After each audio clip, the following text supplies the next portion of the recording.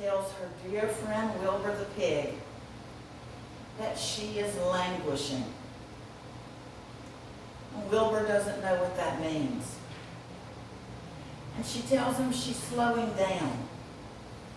She's coming to the end of her life, and that she'll be gone soon. Well, that makes Wilbur sad, of course, because he's going to miss his friend when she dies. And that's the way it is with my dad right now. Y'all all know my dad. He's been here with me lots in the past. He really loves this church. And he's very thankful to all of y'all for your prayers and your wishes. But he's not going to make it here because he's languishing too. He's coming to the end of his life, and just like Wilbur, I'm sad because I'm going to miss him lots. But I'm going to try and not be so sad. And the reason why is that I know that my dad gets to go to heaven. So do you know about heaven? It's great. There's lots of things said in the Bible about heaven.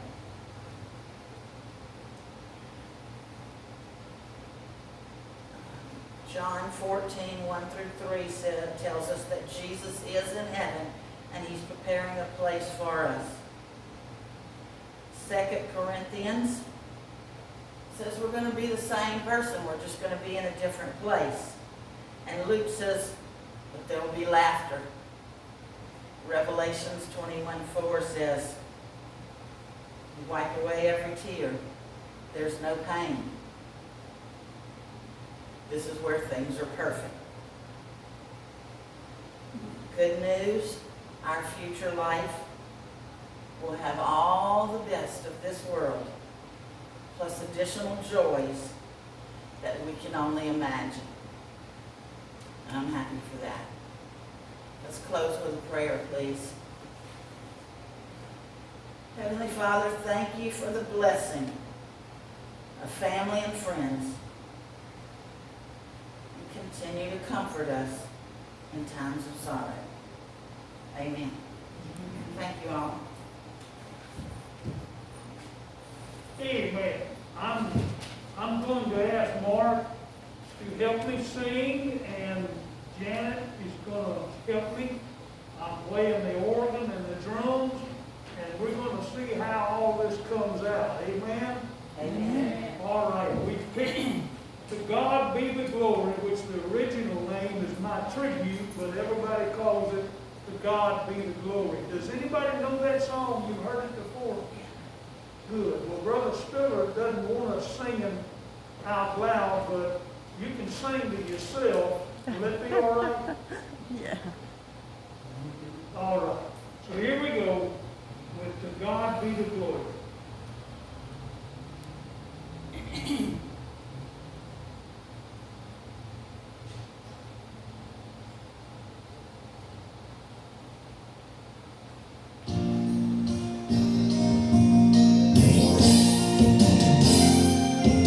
God be the glory.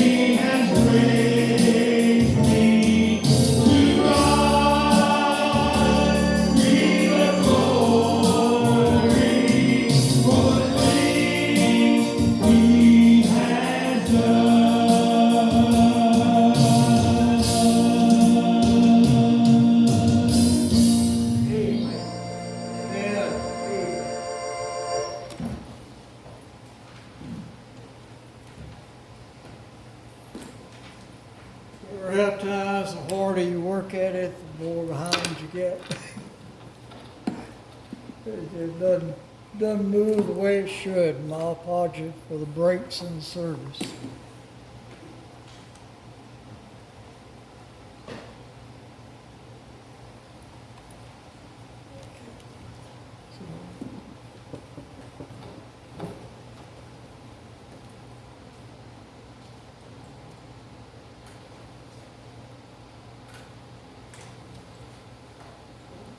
Doing more than breaking now.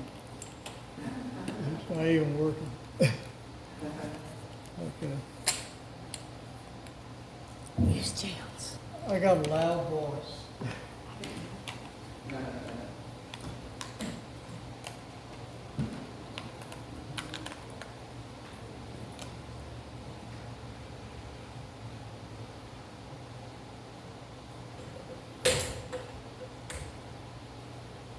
So scholars and those who study and critique the Bible like to have scriptures and sentences that are neat and orderly. Everything in place the way they would expect it to be, according to all the rules. But Psalm 87 doesn't fit any of the rules. It's mangled and distorted. Its text is the most corrupted of all the Psalms in the King James Version. Now, a few years later, at the Dead Sea Scrolls that were discovered, it was found a copy of this psalm, and somehow or another, one of the people over 1,000 years of recopying it went to sleep, or fell asleep, or thought he'd have fun, and changed some of the lines.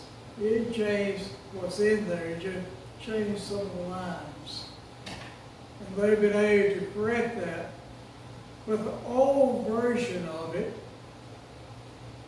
has some interest to us today. Some relevance to you and I today. And I've asked Mark if he would read the old version, the King James Version of the 87th Psalm. His foundation in the holy mountains. The Lord loveth the gates of Zion more than all the dwellings of Jacob. Glorious things are spoken of thee, O city of God. Selah, I will make mention of Rahab and Babylon to them that know me. Behold, Philistia and Tyre with Ethiopia. This man was born there, and of Zion it shall be said, this and that man was born in her, and the highest himself shall establish her. The Lord shall count when he writeth up the people, that this man was born there. Selah, as well as the singers, as the players on instruments shall be there. All my springs are in thee. The word of God for the people of God. Thanks be to God. Have you ever tried to pray to God and the words just wouldn't come right? When you start this way and then, no, that's not what I want to say. Start that way and no, that's not it either. Or you kind of stammer through and feel like that we're still not saying to God what we really want to say. So this is an honest, awkward, spontaneous prayer in a circumstance in which we don't know how to express our joy or our amazement amazement, and that is birth. The marvel and the wonder of birth. And the stammering and the stuttering and the awkwardness of the prayer, it was like someone expressing their inability to give orderly responses to such a mystifying experience as a new birth. A birth is announced 3 times. This one was born there in verse 4, verse 5, this one and that one were born in her, and in verse 6, this one was born. Birth is amazing. No wonder we cannot speak clearly of it. No matter how many times you may have experienced it, it's always a marvel to see a new child, a new baby. As common as it is, it never loses its power to catch our attention, to move us to wonder and to curiosity, to want to hold the baby, to experience that freshness, that innocence. Every birth is good news. In the presence of birth, we exclaim, this one was born there. This one and that one were born to her. This one was born. And we tell the stories of the birth of children and loved ones and even ourselves. In the presence of birth, we're at the source of life and hope. Our preoccupation with survival and our foreboding about death recede for a while as we look into the eyes of that newborn. Spontaneity breaks through. We start playing with the child in crazy ways. Here is mystery, full of goodness, brimming with blessing. Every birth powerfully calls us to remember we have our origins in someone other than ourselves, and through a power that is greater than ourselves. It causes us to say, it's a God thing.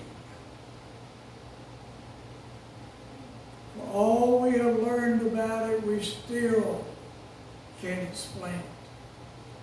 It's a God thing. Just as we begin to get our minds wrapped around that, rejoicing that God has not forgotten us, but is still creating new life, the psalmist abruptly adds something new. He pushes us into yet another mystery. The mystery of rebirth. How does something new come out of that which already exist. It's a question that a lot of people are asking about the church and the changing of times and the changing of social structure and people beginning to learn to worship in different ways. What's the new church going to be? Or is there going to be a new church? A church. The psalmist names 5 births. But instead of them being children, they are the names of nations. Instead of talking about cooing, crying babies, we're in fact confronted with fierce fighting nations, nations that have been enemies of one another, being transformed into the image of the peaceful valley. Remember Isaiah's image of the sheep and the lamb will lie down with the lion, and the child shall put his hand over the hole of the ass, and so on, that there is no harm, no destruction, no ugliness there. So how do these 5 ancient foes of Israel get included in a prayerful reflection on the marvels and mysteries of birth? They're included because in them is seen the transforming marvel and mystery of rebirth. That which is can be changed. It was as mysterious and marvelous as any birth. This rebirth among neighbors who had once been believers,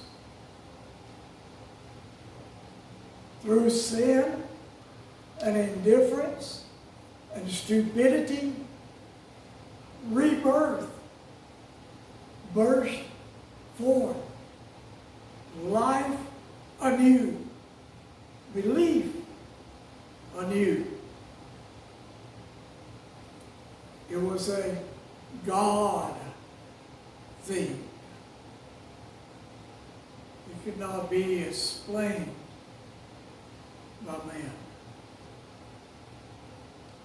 Several hundred years later, Jesus drew from the psalmist when he said, "You must be born again."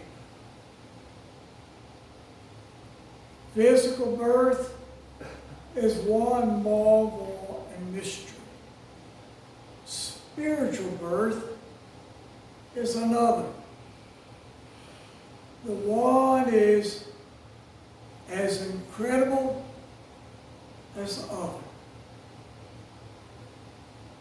In contemplating either or both, we find ourselves joining with the psalmist in saying, singers and dancers alike say, all my springs are in you. That is, God's womb is the place of birth and rebirth. Whether we're speaking of individuals or nations or our churches transformed, reborn. It's a God thing. It's not something that we can force. The rebirth of the church will not come in some change in the ritual or a change in the order of worship or through some planned program. It will come as all births come,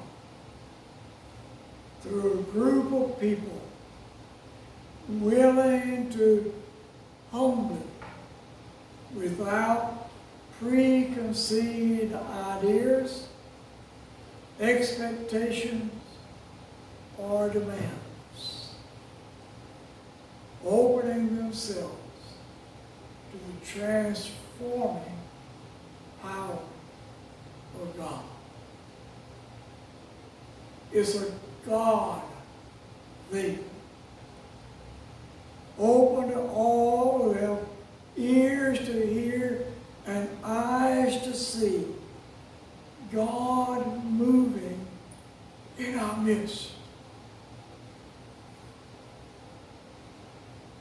May we open our ears and open our eyes to the presence of God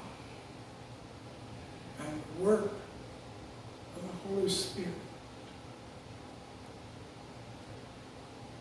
We need renewal ourselves, O God. Your people who seek to be your church need to be refreshed. Grant us humility to accept you as you come. Amen. How do we express our faith? One of the ways that we do it is through music.